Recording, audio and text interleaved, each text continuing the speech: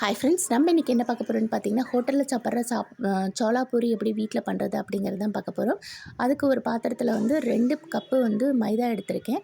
இது 200 கிராம் இருக்கும். இதுக்கு 2 ஸ்பூன் வந்து ரவை எடுத்திருக்கேன். 1 ஸ்பூன் சர்க்கரை எடுத்திருக்கேன். ஆயில் வந்து 2 ஸ்பூன் வந்து ஆயில் எடுத்துக்கோங்க.